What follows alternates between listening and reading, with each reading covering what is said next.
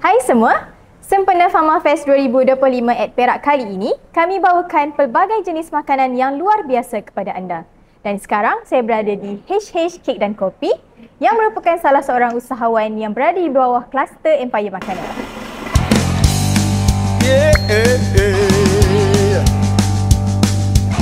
Terdapat lebih 100 menu yang kami bawakan khas kepada anda.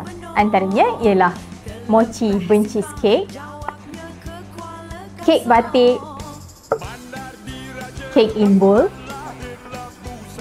baby pancake dan pelbagai jenis minuman.